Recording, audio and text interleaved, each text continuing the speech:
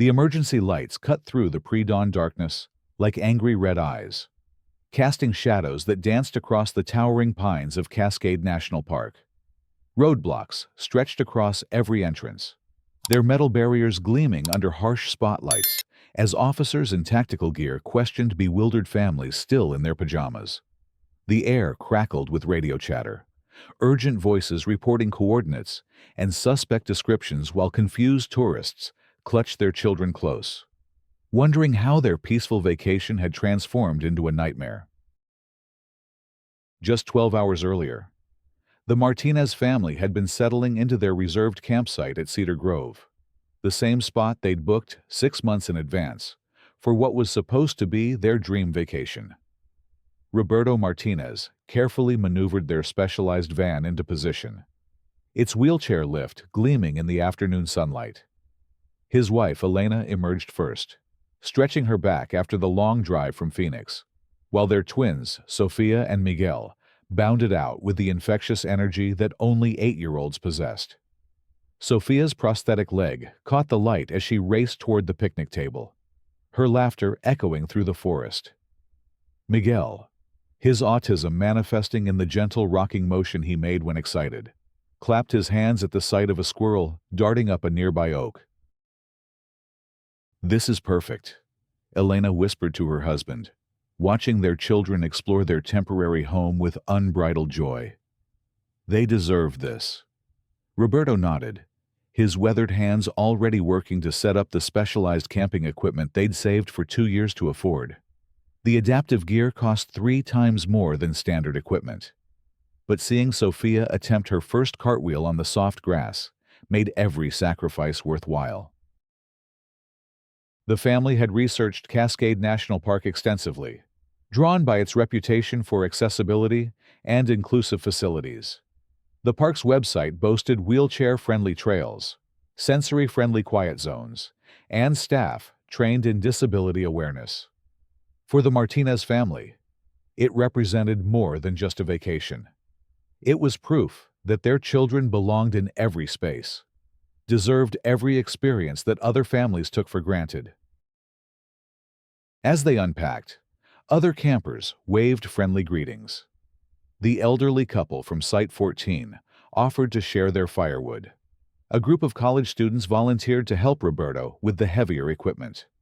The atmosphere was exactly what Elena had hoped for: a community of outdoor enthusiasts, united by their love of nature, accepting and welcoming to all. Then Karen Whitmore arrived. Her luxury RV roared into the adjacent campsite like a metallic beast, its chrome fixtures and satellite dishes a stark contrast to the modest tents and pop-up campers surrounding it. The vehicle barely fit within the designated boundaries, its rear bumper extending several feet into what should have been the Martinez family's space. Karen emerged in full hiking regalia that looked fresh from an expensive outdoor gear catalog, her platinum blonde hair perfectly styled despite the wilderness setting. "Excuse me," she called out, her voice carrying the authority of someone accustomed to being obeyed. "I need to speak with whoever's in charge of this area." Roberto looked up from the camp stove he was assembling, confused by the hostile tone. Elena approached with a welcoming smile. "Hi there. I'm Elena Martinez. Is everything okay? Do you need help with anything?" Karen's eyes swept dismissively over Elena before landing on Sofia, who was practicing walking on a fallen log with the determination of a tightrope walker. Her gaze lingered on the child's prosthetic with undisguised disapproval.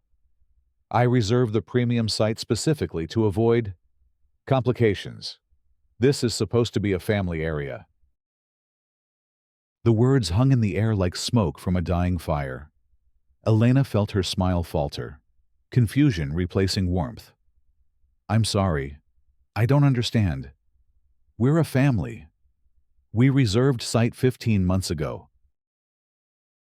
"I can see what you are," Karen replied, her voice dropping to a hiss that wouldn't carry to other campers. "But this is a national park, not a special needs facility. Normal families come here for peace and quiet. not to deal with that. She gestured vaguely toward Miguel, who had begun his happy rocking motion at the sight of a bird landing near their picnic table. Roberto's hands stilled on the equipment he'd been unpacking.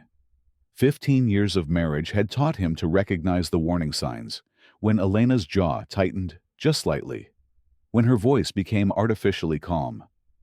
"I think there's been a misunderstanding," Elena said, each word carefully measured. "Our children have every right to be here. This is a public park." "Rights." Karen laughed, the sound sharp as breaking glass. "We'll see about that. I've been coming to this park for 20 years. I know people. Important people." She turned on her heel and stalked back to her RV, leaving the Martinez family standing in stunned silence. The first night passed peacefully enough. Sofia and Miguel roasted marshmallows with the expertise of seasoned campers, their faces glowing in the firelight as Roberto told stories about brave explorers and magical creatures. Elena tried to push Karen's words from her mind, focusing instead on her children's delighted squeals when an owl called from somewhere in the darkness above. But peace was a fragile thing in Karen's presence. The next morning brought the first real confrontation. Elena was helping Sofia with her morning routine, adjusting the prosthetic straps and checking for any pressure points, when Karen's voice boomed across the campground. Ranger, I need to file a complaint immediately." Ranger Sarah Chen approached with the patient expression of someone who'd dealt with difficult campers before. A petite woman in her 30s. She'd worked at Cascade for 8 years and prided herself on maintaining harmony among visitors. "Good morning, Mrs. Whitmore. How can I help you today?" "These people," Karen pointed dramatically toward the Martinez family, "are creating a disturbance. The girl was making noise with that thing on her leg at 6 in the morning. It's disrupting the natural soundscape that paying customers come here to experience." Ranger Chen looked confused. "I'm sorry. What noise are you referring to? I've been on patrol since 5:30 and haven't heard anything unusual." "Well, you weren't listening hard enough," Karen snapped. "And look at that boy, he's clearly disturbed. He keeps making those weird movements and sounds. It's frightening for normal children." Elena felt heat rise in her cheeks as other campers began to gather, drawn by Karen's increasingly loud voice. Sofia pressed closer to her mother's side, suddenly self-conscious about her prosthetic. Miguel, sensing tension, began rocking more intensely, his hands flapping in the self-soothing gesture that helped him process overwhelming situations. "Ma'am," Ranger Chen said firmly, "all guests at Cascade National Park are entitled to equal access and enjoyment of our facilities. The Martinez family has done nothing wrong. Perhaps we could discuss ways to help everyone enjoy their stay." "Equal access." Karen's voice rose to a shriek. "What's equal about ruining everyone else's experience? I pay taxes. I pay premium fees for this site. I shouldn't have to put up with this." The elderly couple from Site 14 exchanged worried glances. The college students had stopped their morning routine to stare. Children peeked out from tents, their parents pulling them closer. What should have been a peaceful mountain morning had transformed into a public spectacle. "Mrs. Whitmore." Roberto finally spoke, his voice steady despite the tremor of anger underneath. "Our children are just being children. They're not hurting anyone." "Your children are freaks." The words exploded from Karen like a gunshot, silencing every conversation, every movement in the campground. "They don't belong here. They don't belong anywhere. Normal people are trying to enjoy themselves." The silence that followed was deafening. Even the birds seemed to pause their morning songs. Sophia's face crumpled, tears sliding down her cheeks as she tried to hide behind Elena's legs. Miguel's rocking became violent. His hands pressed over his ears as he began to hum loudly, his coping mechanism for overwhelming stress. Ranger Chen's professional composure cracked. "Ma'am, you need to apologize right now, or I'll have to ask you to leave the park." "Apologize to them." Karen gestured wildly. "I'm the victim here. I'm being harassed by these people and their damaged children." The elderly gentleman from Site 14 stood up slowly, his arthritic joints creaking in the morning air. "Young lady," he said, his voice carrying the authority of 8 decades. "You should be ashamed of yourself. Those are beautiful children, and this family has more right to be here than someone with such ugliness in her heart." Karen whirled around, her face purple with rage. "Stay out of this. Old man, this doesn't concern you." "It concerns all of us," called out one of the college students. "This is supposed to be a place where everyone can enjoy nature, not listen to your hate speech." More voices joined in, a chorus of support for the Martinez family that seemed to fuel Karen's fury rather than shame her into silence. She stormed back to her RV, slamming the door so hard that the entire vehicle rocked on its stabilizers. Elena knelt beside her children, gathering them close as the supportive campers approached, with offers of comfort and solidarity. But the damage was done. The magic of their family vacation had been shattered by hatred they thought they'd left behind in the city. That afternoon, while Roberto took the children on a gentle nature walk to restore some peace to their day, Karen made her move. She drove to the park's visitor center, demanded to speak with the superintendent, and, when told he was in meetings all day, she escalated to calling the regional office. When that didn't produce immediate satisfaction, she placed a call that would change everything. 911. "What's your emergency?" Karen's voice, when she spoke, was completely transformed. Gone was the entitled rage, replaced by breathless panic that sounded utterly convincing. "Oh my God, please help me. I'm at Cascade National Park and I think I witnessed a kidnapping." "Ma'am, slow down. Can you tell me exactly what you saw?" "There's this Hispanic family here, and they have this little girl with them. But something's not right. The girl keeps trying to get away from them. And the man grabbed her really rough when she was crying. She was screaming about wanting to go home, and they just dragged her into their van. I think they took her from somewhere else." The dispatcher's voice sharpened with urgency. "Ma'am, are you in a safe location? Can you see the suspects now?" "They're at campsite 15 in Cedar Grove. The girl. She has this thing on her leg. Maybe they hurt her or something. She keeps crying, and they keep making her be quiet. Oh God. What if they're trafficking her? I've seen those stories on the news." "We're dispatching units immediately. Can you provide a description of the suspects and the child?" Karen provided detailed descriptions of the Martinez family, describing Roberto as dangerous-looking and Elena as acting suspicious. She painted Sofia as a traumatized kidnapping victim rather than a happy child enjoying her vacation. Miguel, she claimed, was clearly being used to distract attention from the girl. Within minutes, every law enforcement agency within 100 miles was mobilizing. Cascade National Park's small ranger station became command central as FBI agents, state police, and local sheriff's deputies converged on the remote location. The Amber Alert system activated, broadcasting descriptions across 3 states. News helicopters thundered overhead as media outlets picked up the story of a brazen daylight kidnapping in one of America's most beloved national parks.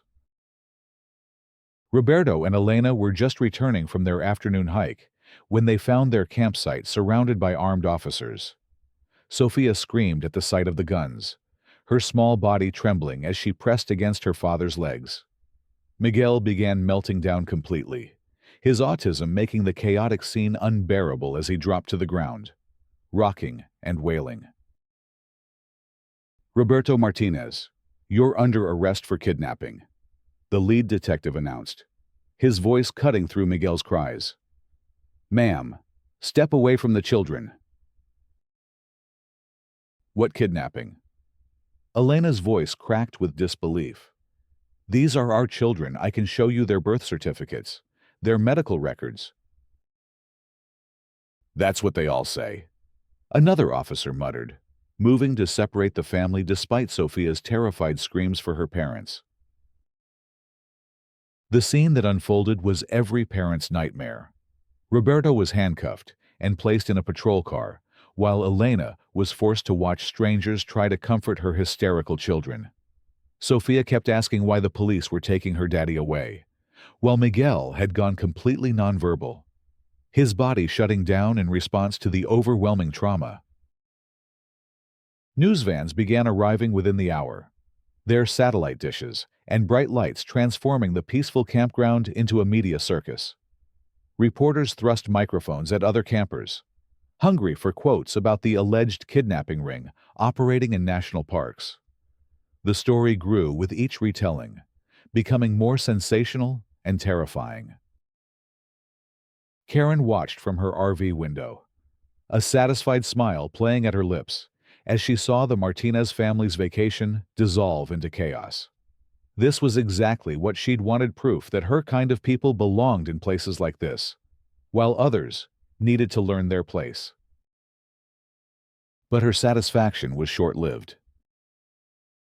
The same determination that had brought Elena and Roberto to fight for their children's inclusion in every aspect of life now kicked into overdrive. Elena immediately called their family lawyer, a sharp woman named Patricia Reeves, who specialized in disability rights and civil liberties. Patricia had represented the family before, when Sophia was denied participation in school activities and when Miguel was suspended for stimming behaviors that teachers didn't understand. "Elena, slow down," Patricia said, her voice steady despite the panic in her client's story. "They're holding Roberto on what charges exactly?" "Kidnapping. They think we kidnapped our own children. There's a woman here who called it in. But Patricia, she hates us. She's been harassing us since we arrived because the kids are disabled. This has to be connected." Patricia was already mobilizing her network before Elena finished explaining. Within 2 hours, she'd arrived at the park with a team of investigators, child psychologists who specialized in autism and limb differences, and enough legal firepower to challenge the entire operation. Meanwhile, the park had been effectively shut down. Rangers evacuated all campers as a safety precaution, turning away hundreds of families who'd driven hours for their planned vacations. Local businesses that depended on park tourism watched their weekend profits evaporate as roadblocks turned away confused tourists. The economic impact was immediate and devastating. Hotels canceled reservations, restaurants lost bookings, and tour operators faced thousands of dollars in refunds. The media narrative spiraled into increasingly wild speculation.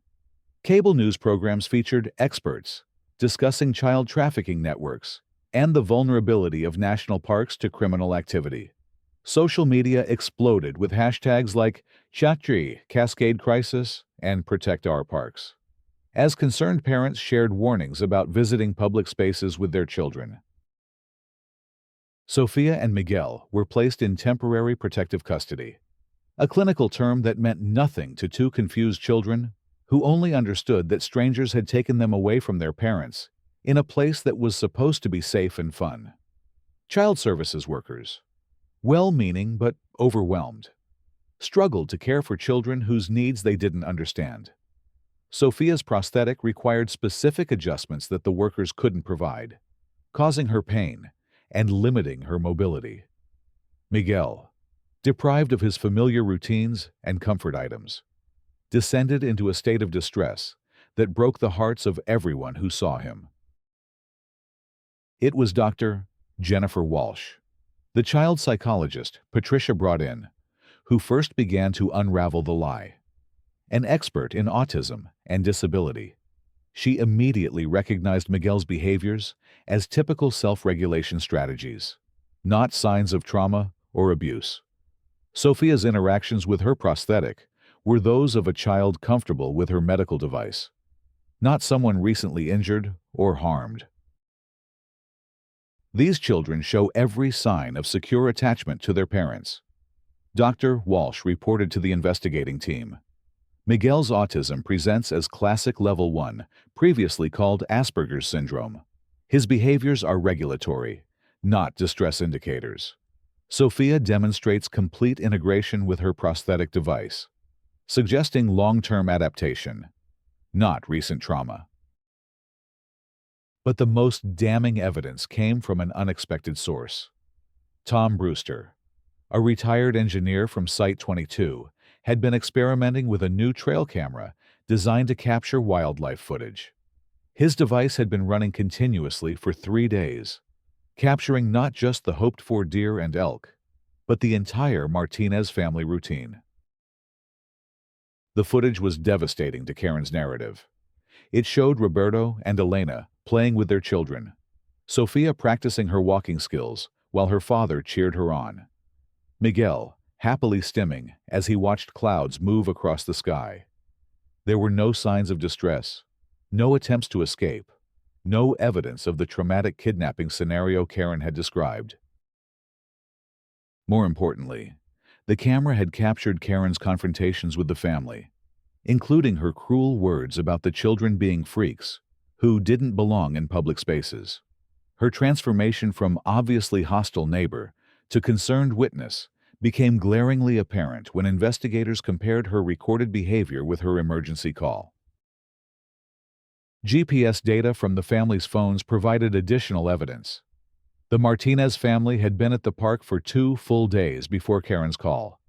Their location data showing typical vacation patterns: hiking trails, visiting the visitor center, spending time at their campsite. There were no unexplained trips, no suspicious movements, nothing to support the kidnapping narrative. Agent Sarah Martinez, no relation to the family with the FBI's Crimes Against Children unit, was the first to officially declare the investigation a false alarm. A 15-year veteran who'd seen real trafficking cases, she recognized the signs of a hoax investigation almost immediately. Everything about this case was wrong from the beginning, she later testified. Real kidnapping victims show specific trauma responses. These children demonstrated secure attachment, normal play behaviors, and age-appropriate reactions to their environment. The alleged witness's story changed multiple times and contained inconsistencies that suggested fabrication. But by the time the truth emerged, the damage was catastrophic. Cascade National Park had been closed for 3 days, turning away an estimated 12,000 visitors during peak summer season. Local businesses reported losses exceeding $2 million. The Martinez family's story had been broadcast nationwide, turning their private vacation into a public spectacle that would follow them for years. Roberto was released after 18 hours in custody, his booking photo already circulating on social media alongside speculation about his guilt.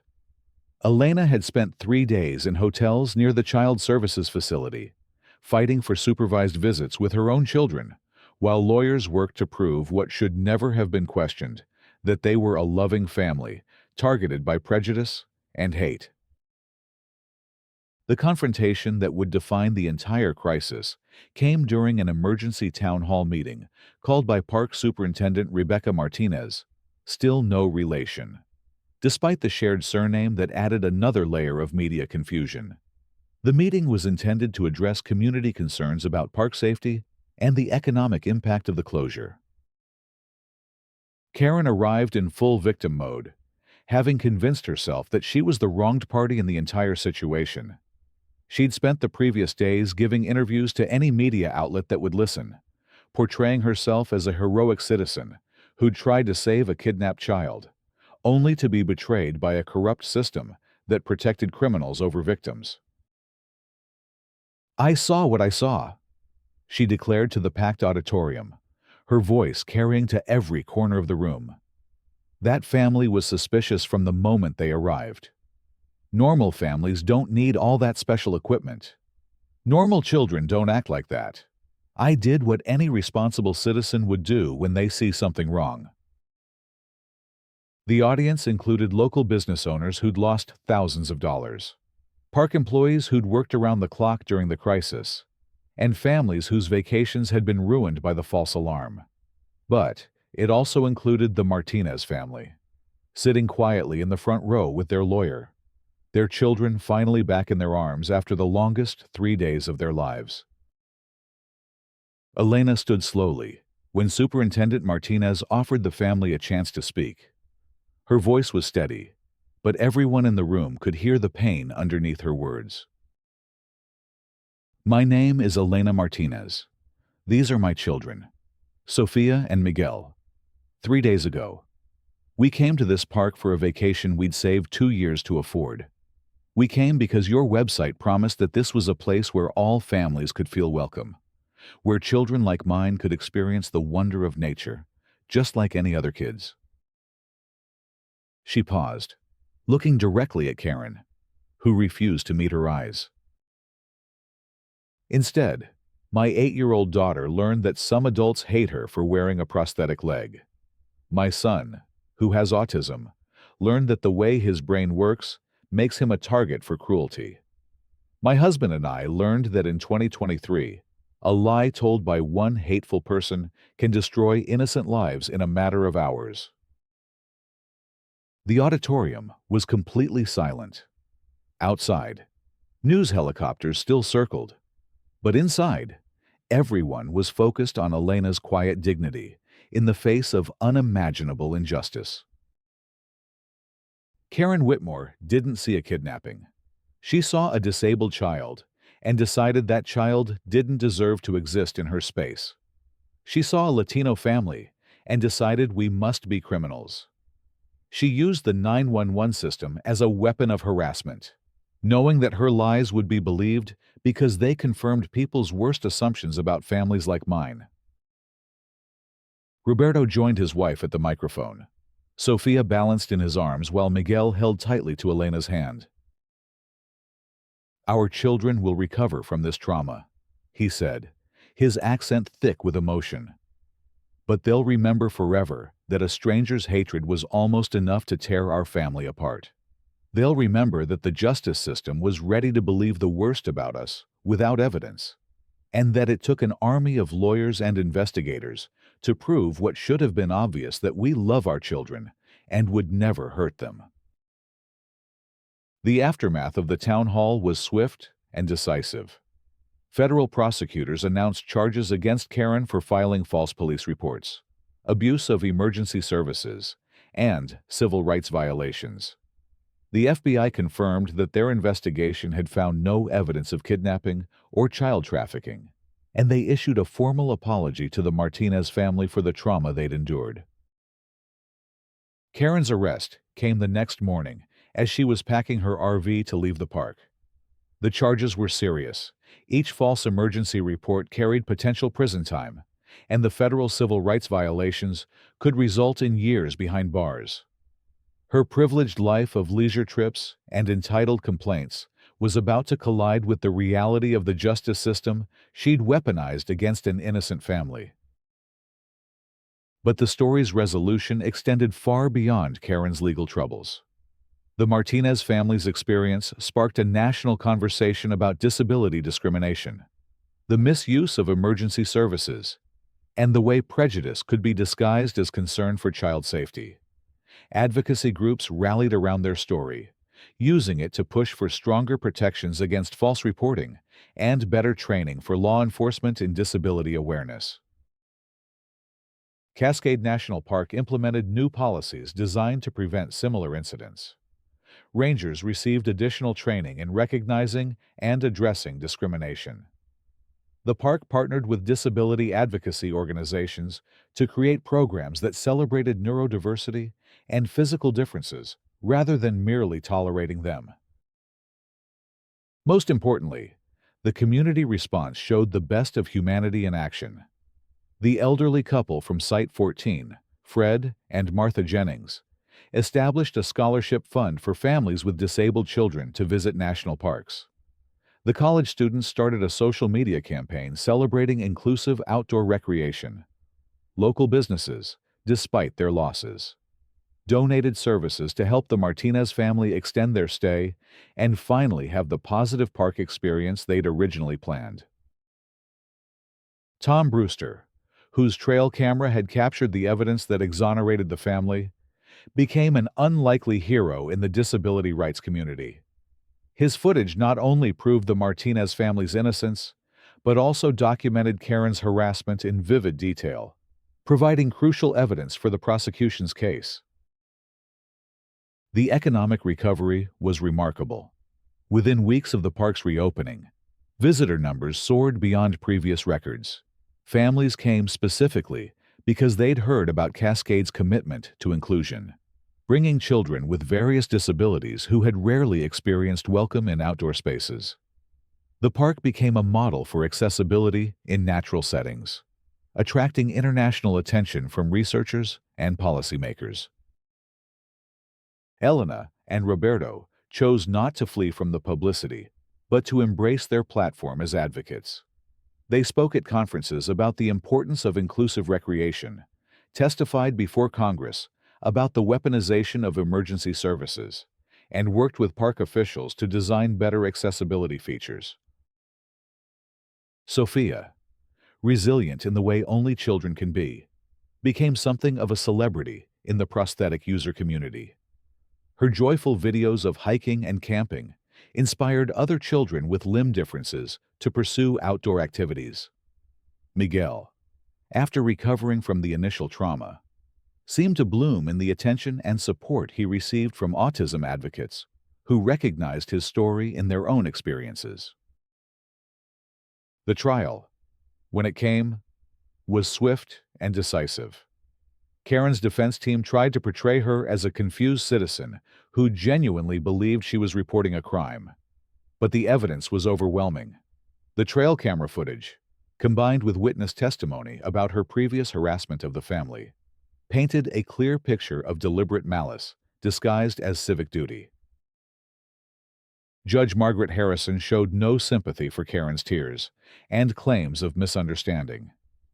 The defendant's actions caused immeasurable trauma to an innocent family, diverted critical law enforcement resources from legitimate emergencies, and cost this community millions of dollars in lost revenue. This was not a mistake or misunderstanding. This was a calculated act of cruelty, designed to punish a family for the crime of existing while different. Karen was sentenced to 2 years in federal prison, 5 years of probation, and ordered to pay restitution to the Martinez family and the affected businesses. But perhaps more importantly, her case became precedent for prosecuting similar hate-motivated false reports, sending a clear message that the emergency system could not be used as a weapon against marginalized communities. 1 year later, the Martinez family returned to Cascade National Park for their second annual vacation. This time, they were greeted not as strangers, but as honored guests. The park had renamed the accessible trail in their honor, and visitors regularly stopped to take photos with the family, whose courage had transformed both the park and the broader conversation about inclusion in outdoor spaces. Sophia had grown 3 inches and mastered several hiking trails that had seemed impossible the year before. Miguel had developed a love of bird watching, his autism making him exceptionally skilled at spotting and identifying species that other visitors missed. Roberto and Elena had found peace with their public role, understanding that their family's painful experience could prevent others from facing similar discrimination. The campground where it all began had been redesigned as a universal accessibility demonstration site, showing how outdoor spaces could welcome people of all abilities. Site 15, where the Martinez family had first been welcomed and then tormented, now featured a plaque that read, "In honor of all families who refuse to let prejudice determine where they belong." Karen's former RV site had been converted into a quiet reflection area, where visitors could contemplate the importance of kindness and acceptance in shared spaces. Park rangers often brought school groups there to discuss the difference between being a good neighbor and being a bystander to hate. The broader impact of the case continued to ripple outward. Police departments nationwide revised their protocols for handling reports involving disabled individuals, requiring additional verification before acting on calls that might be motivated by bias. Emergency services implemented new training programs to help dispatchers identify potentially false reports, motivated by prejudice rather than genuine concern. Medical and disability advocacy organizations used the Martinez family story to push for stronger legal protections against discrimination in public accommodations. The case became a cornerstone example in civil rights law courses, demonstrating how modern prejudice often disguises itself as concern for safety or order. For Elena and Roberto, the most important outcome was watching their children thrive in a world that had initially seemed hostile, but ultimately proved capable of change. Sophia continued to inspire other children with limb differences, her confidence and athleticism challenging stereotypes about disability and outdoor recreation. Miguel's autism, once seen as a liability by people like Karen, was increasingly recognized as a different but valuable way of experiencing and understanding the natural world. The family's story concluded not with bitterness, but with hope. Their experience had been traumatic, but it had also revealed the power of community, the importance of fighting for justice, and the possibility of transforming pain into progress. They had come to Cascade National Park seeking a simple family vacation, and had instead found themselves at the center of a national conversation about inclusion, dignity, and the kind of society Americans wanted to build for all their children. As evening fell over Cedar Grove on their anniversary return, the Martinez family gathered around their campfire once again. This time, they were joined by the Jennings, the college students who'd become lifelong friends, Tom Brewster with his trail cameras, and dozens of other families who'd come to celebrate with them. The fire crackled with the same warmth as the year before, but now it illuminated faces marked by the kind of deep joy that comes from surviving hardship and emerging stronger. Sophia practiced her marshmallow roasting technique, while Miguel counted the different bird calls echoing through the forest. Roberto and Elena watched their children with the quiet satisfaction of parents who'd fought for their family's right to exist in every space and won. The mountains stood eternal around them, witnesses to human cruelty and kindness alike, indifferent to the prejudices that divided people, but somehow blessing the courage that brought them together. In the end, Karen's attempt to exclude one family from a national park had instead opened it wider to everyone. Her call to 911 had been intended to summon the power of the state against people she considered unworthy of sharing her space. Instead, it had summoned something far more powerful, a community's recognition that true safety came not from excluding those who were different, but from creating spaces where difference was celebrated as part of the beautiful diversity of human experience. The stars emerged one by one above Cascade National Park, the same constellations that had watched over countless families seeking connection with nature and with each other. Below them, around campfires throughout the campground, children of all abilities roasted marshmallows, told stories, and learned that the wilderness belonged to everyone brave enough to venture into it with open hearts and acceptance for their fellow travelers on the journey.